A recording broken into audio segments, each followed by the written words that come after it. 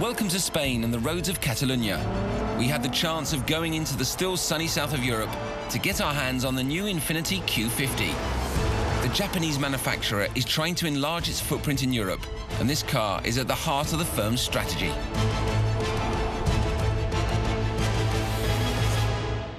If you look around at the streets, whether they be in the UK or they be in Germany or in France, you know, there's a significant volume of luxury executive saloons that are out there, and we think at Infiniti that they're quite normed in many ways. They're quite classical and sometimes a little bit hard to differentiate from each other.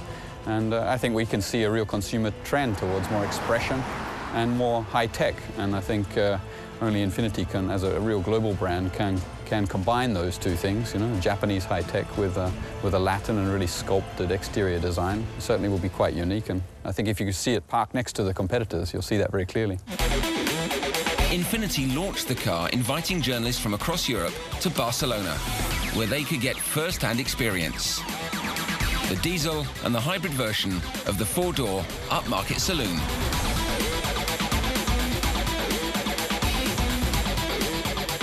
It's really time to have an alternative to the German-dominated premium sector of the market where the Q50 is going to compete.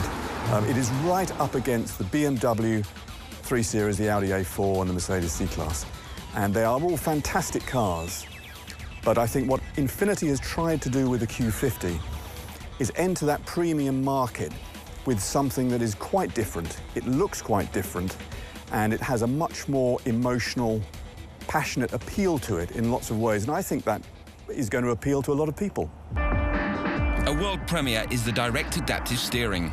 In this steer-by-wire system, the steering column is replaced by a fully digital connection between the steering wheel and the front wheels.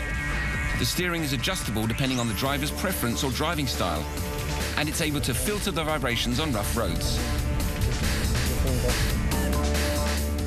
You don't really realize it normally. On this bumpy track, you only realize that the vibrations are gone, and the feedback still remains from the wheels. That is simulated quite well by the sensors and electric motors. The simulation is quite well done.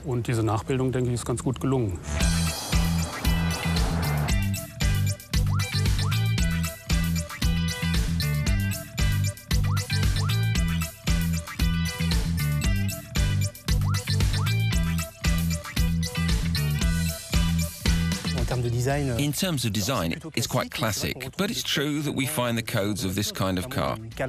An overall appearance that represents status. We have a quite low front, very sporty, but the back is quite large and massive.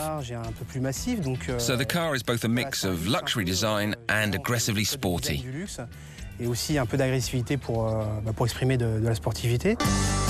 Since 1989, Infiniti has been selling cars in North America. In Europe, the brand has been active since 2008 and is aiming to increase its visibility significantly with the help of the Q50. The main hopes is that the very first customers who get them are really impressed, you know, and that they're proud that the level of technology and the design really makes a strong statement that they are getting what they need out of a premium car, and we think that's the best way to build a brand. We're not too concerned about volume. What we're really interested in is a convincing product proposition and an exceptional brand experience. And if we get those two things right, then the brand will grow. Customers have a choice between a hybrid 3.5L V6 or a 2.2 diesel engine producing 364 HP or 170 HP. The hybrid version sprints from 0 to 100 in just over 5 seconds. We have to hit the road now, but thanks for watching.